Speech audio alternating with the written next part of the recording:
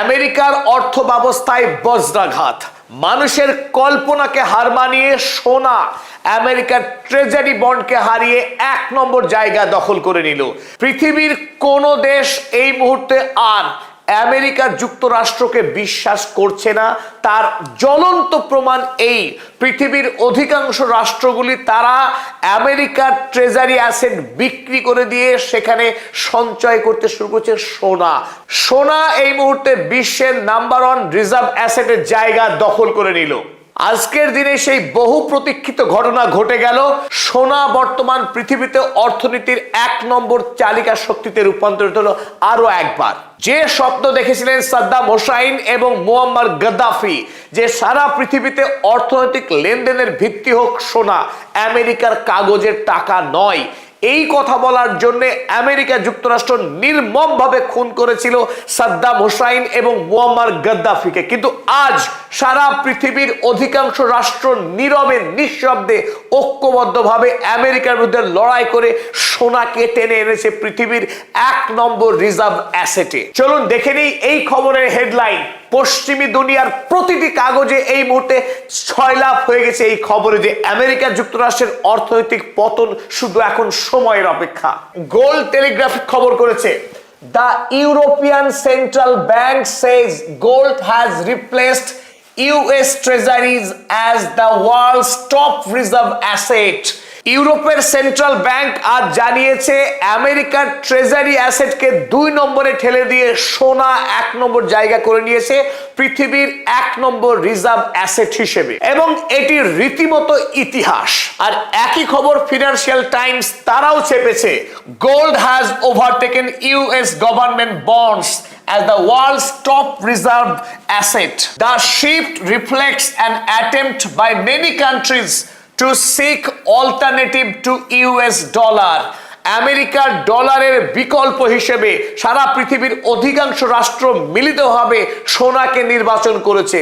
আর স্বাভাবিকভাবেই ডলারাইজেশন অর্থাৎ ডলারের অধপতন আগামী দিনে আরো মারাত্মক হারে ত্বরান্বিত হবে।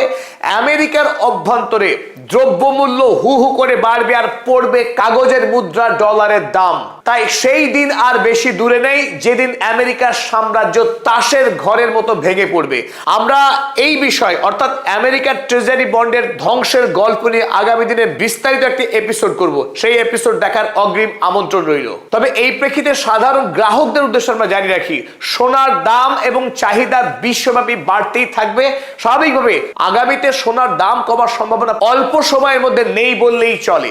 অন্যদিকে ইরানের পক্ষ থেকে একটি বড়সড় অর্থনৈতিক খবর। ইউরোপীয় ইউনিয়ন কদিন আগে যারা ইরানের IRGC কে বলেছিল টেররিস্ট অর্গানাইজেশন, যারা এতদিন ধরে ইরানের সঙ্গে কোন রকম বাণিজ্য সম্পর্ক নির্মাণ করেনি আমেরিকার ভয়ে, সেই ইউরোপীয় ইউনিয়ন এবার ইরানের একটি ফার্মাসিউটিক্যাল কোম্পানিকে ইউরোপের বাজারের জন্য দরজা খুলে দিল। ইউরোপের 27টি দেশে রমরমিয়ে বিক্রি হবে ইরানে প্রস্তুত হওয়া ঔষধ। ইরানের জন্য তথা বিশ্ব অর্থনীতির জন্য এটা একটা বড়সড় খবর। আমেরিকার স্যাংশনকে উপেক্ষা করে ইউরোপ ইরানের জন্য বাজারের দরজা খুলে দিচ্ছে। আর এই প্রসঙ্গে আমরা কয়েক মাস আগে একটি বিস্তারিত ভিডিও করে জানিয়েছিলাম ইরানের অভ্যন্তরে যে হাজার হাজার কোম্পানি বিশ্বমানের দ্রব্য তৈরি করে অপেক্ষা করছে কেবলমাত্র স্যাংশন উঠে যাওয়ার জন্য। একবার যদি স্যাংশন উঠে যায় ইরানের উপর থেকে, সারা পৃথিবীর বাজার ইরানি পণ্যে ছেয়ে যাবে। কারণ ইরানের পণ্য গুণগত মানের দিক থেকে যেমন উন্নত তেমনি সস্তা। তাই চীনের সঙ্গে আগামী দিনে বিশ্বের বাজারে দাপিয়ে ব্যবসা করবে ইরানের প্রোডাক্ট, আর সেই যাত্রা ইতিমধ্যেই শুরু হয়ে গেছে। প্রেস টিভির পক্ষে এই খবর শেয়ার করা হয়েছে।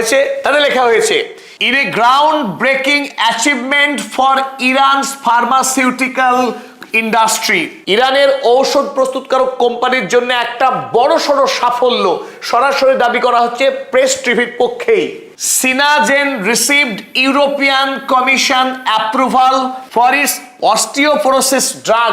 ইরানের তৈরি অস্থি ক্ষয় প্রতিরোধকারী একটি ঔষধ ইউরোপের বাজারে এখন বিক্রি হবে, সেই খবরই ছাপা হয়েছে এখানে। বিজ্ঞানে পৃথিবীর অন্যতম শ্রেষ্ঠ দেশ ইরান, ইউরোপের বাজারে এই একটি ওষুধের ছাড়পত্র পাওয়া দিয়ে শুরু করলো ইরান বিদেশের বাজারে তার পণ্যকে রপ্তানি করা। আগামী দিনে আমরা আশা করি শুধু ঔষধ নয়, মহাকাশ বিদ্যা থেকে শুরু করে আধুনিক সমস্ত রকমের গ্যাজেট ইরানের বাজার থেকে বিশ্ব বাজারে রপ্তানি হবে। আর এদিকে ইউরোপের অপর দেশ গ্রিস, সেই গ্রিসের সবচাইতে ধনী জাহাজ ব্যবসায়ী যার নাম মারিনাকিস, এই মারিনাকিস তিনি গ্রিন সিগন্যাল দিয়েছেন ইরান সরকারকে। আগামী দিনে হরমুজ প্রণালী দিয়ে যত জাহাজ পার হবে এই মারিনাকিসের, তার প্রতিটি জাহাজের তিনি ইরান সরকারকে ফিস দিতে প্রস্তুত। সারা পৃথিবীর জাহাজ পরিষেবার বাদশাহ এই মারিনাকিস তিনি হরমুজ প্রণালীর উপরে ইরানের মালিকানাকে আনুষ্ঠানিকভাবে তিনি স্বীকৃতি দিয়েছেন। তিনি জানিয়েছেন আগামী দিনে হরমুজ প্রণালী দিয়ে তার যত জাহাজ পারাপার করবে প্রতিটি জাহাজের জন্য তিনি যথারীতি ইরান সরকারকে ফিস প্রদান করবেন। আর এটি ইরানের জন্য অত্যন্ত তাৎপর্যপূর্ণ, কারণ যখন মারিনাকিস খোদ নিজে তিনি উৎসাহী হয়ে ইরান সরকারের সঙ্গে যোগাযোগ করে তিনি জানিয়েছেন তিনি ফিস দেবেন হরমুজ প্রণালী ব্যবহারের জন্য। আর এরপরে আরো যত বিশ্বের বৃহৎ কোম্পানি রয়েছে যাদের জাহাজ এই পারস্য উপসাগরীয় অঞ্চল থেকে গ্যাস এবং তেল বহন করে, তারাও স্বেচ্ছায় মারিনাকিসের পথ অনুসরণ করবে, সেটাই কাঙ্ক্ষিত। সুতরাং ডোনাল্ড ট্রাম্প যতই চেষ্টা করুন হরমুজ প্রণালীকে ইরানের হাত থেকে ছিনিয়ে নেওয়ার, সেই কাজ তিনি আর কোনোদিনও করতে পারবেন না, কারণ আন্তর্জাতিক বিশ্ব এখন এই মুহূর্তে ইরানের পাশে এসে দাঁড়িয়েছে। আর যেতে যেতে আরো একটি সংবাদ আপনাদের সামনে শেয়ার করি। ভারতবর্ষের শেয়ার মার্কেট ধারাবাহিক রক্তক্ষরণের সাক্ষী থাকছে। গত এক সপ্তাহে ভারতবর্ষের শেয়ার মার্কেটের যে মোট যে ভ্যালুয়েশন ছিল, পৃথিবীতে তার র্যাঙ্ক ছিল 5th, পঞ্চম বৃহৎ শেয়ার মার্কেটের গর্ব ছিল ভারতের কাছে।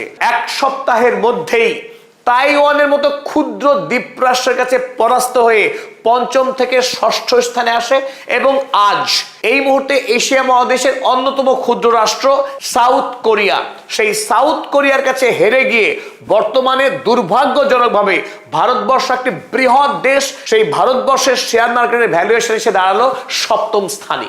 After Taiwan, South Korea overtakes India to become world's 6th largest stock market. বিগত 1.5 বছর ধরে ধারাবাহিকভাবে ভারতবর্ষের শেয়ার মার্কেট থেকে পশ্চিমী দুনিয়ার যারা বিনিয়োগকর্তা তারা বিপুল পরিমাণে টাকা তুলে নিয়ে গিয়ে জাপান, তাইওয়ান বা এই সাউথ কোরিয়ার বাজারে তারা নিবেশ করেছে। ফলে ভারতবর্ষের শেয়ার মার্কেট ক্রমশ দুর্বল থেকে দুর্বলতর হয়ে পড়ছে। তার অন্যতম কারণ ভারতবর্ষের শিক্ষার গুণগত মানের অধপতন এবং ভারতবর্ষের যে বিপুল পরিমাণ যুব সম্প্রদায় আছে সেই যুব সম্প্রদায় আনস্কিলড, তাদের মধ্যে স্কিল ডেভেলপ করার কোনো আন্তরিক প্রয়াস ভারতবর্ষের সরকারের পক্ষে নেওয়া হচ্ছে না বলে অভিযোগ বিদেশি অধিকাংশ সংস্থার। পৃথিবীর অধিকাংশ দেশ যখন আধুনিক প্রযুক্তির ব্যবহার এবং উদ্ভাবনে মনোযোগী হচ্ছে, যেমন চীন এবং জাপান, সেখানে ভারতবর্ষ পৃথিবীর অন্যতম বৃহৎ বাজার হয়ে রয়েছে। স্বাভাবিকভাবে পৃথিবীর অধিকাংশ কোম্পানি ভারতবর্ষ থেকে তারা মুখ ফিরিয়ে নিচ্ছে ধারাবাহিকভাবে। আর এরই সাথে আজকের অর্থনৈতিক যে আপডেট, সেই আপডেট আমরা শেষ করলাম।